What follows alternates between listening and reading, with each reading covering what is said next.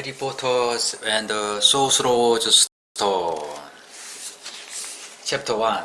The Boy Who Lived. Mr. and Mrs. Dursley, number 4, Privet Drive, were proud to say that they were perfectly normal. Thank you very much. They were the last people who you'd expect to be involved in anything strange or mysteriously, because they just didn't hold with such nonsense. Mr. Dursley was the director of a firm called Grunnings, which made drills. He was a big, beefy man with hardly any neck, although he did have a very large mustache. Mr. Dursley was thin and blondy and had nearly twice the usual amount of neck, which came in very useful as she spent so much of her time craning over garden fences, spying on the neighbors. The Dursleys had a small son called Dudley, and in their opinion there was no finer boy anywhere. The Dursleys had everything they wanted, but they also had a secret, and their greatest fear was that somebody would discover it. They didn't think they could bear it if anyone found out about the photos. Mr. Photo was Mr. Dursley's sister, but they hadn't met for several years. In fact, Mr. Dursley pretended she didn't have a sister because her sister had and her good-for-nothing husband were as un-Dursleyish as it was possible to be. The Dursleys shuddered to think what the neighbors would say if the photos arrived in the street. The Dursleys knew that the photos had a small son too, but they had never even seen him. This boy was another good reason for keeping the photos away. They didn't want Dudley mixing with a child like that. When Mr. and Mrs. Dursley woke up on the dull, grey Tuesday, our story starts. There was nothing about the cloudy sky outside to suggest the strange and mysterious thing would soon be happening all over the country. Mr. Dursley hummed as he picked out his most boring tie for work, and Mrs. Dursley gossiped away happily, and she wrestled screaming Dudley into his high chair. None of them noticed a large, tawny owl flutter past the window. At 8:30, Mr. Dursley picked up his briefcase, pecked Mrs.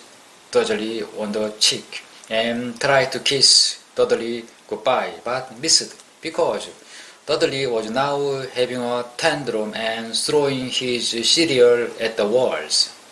Little Tyke chattered Mr. Dursley as he left the house. He got into his car and backed out of number 4's drive. It was on the corner of the street he noticed the first sign of something peculiar. A cat reading a map. For a second, Mr. Dursley didn't realize what he had seen. Then he jerked his head around to look again. There was a tabby cat standing on the corner of Privet Drive, but there wasn't a map in sight. What could he have been thinking of? It must have been a trick of the light. Mr. Dursley blinked and stared at the cat. It stared back. As Mr. Dursley drove around the corner and up the road, he watched the cat in his mirror. It was now reading the sign that said Privet Drive. Now looking at the sign. Cats couldn't read maps or signs. Mr. Dudley gave himself a little shake and put the cat out of his mind. As he drove toward town, he thought of nothing except a large order of drills he was hoping to get that day. But on the edge of the town, drills were driven out of his mind by something else. As he sat in the usual morning traffic jam, he couldn't help noticing that there seemed to be a lot of strangely dressed people about. People in cloaks. Mr. Dursley couldn't bear people who dress in funny clothes. That ketchup you saw on young people? He supposed this was some stupid new fashion. He drummed his finger on the steering wheel, and his eyes fell on a herd of these weirdos standing quite close by. They were whispering excitedly together. Mr. Dursley was enraged to see that a couple of them weren't young at all. Why that man had to be older than he was, and wearing an emerald green cloak. The nerve of him. But then he stopped Mr. Dursley that this was probably some silly stunt. These people were obviously collecting for something. Yes, that would be it. The traffic moved on, and a few minutes later, Mr. Dursley arrived in the Grunnings parking lot. His mind back on drills. Mr. Dursley always sat with his back to the window in his office on the 9th floor. If he didn't, he might have found it harder to concentrate on drills that morning. He didn't see the owl swooping past in broad daylight, though people down in the street did. They pointed and gazed open-mouthed. An hour after hour sped overhead. Most of them had never seen an owl even at midnight time. Mr. Dursley, however, had a perfectly normal, owl-free morning. He yelled at 5 different people.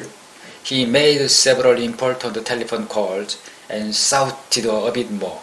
He was in a very good mood until lunch time, when he thought he'd stretch his leg and walk across the road to buy himself a bun from the bakery. Okay.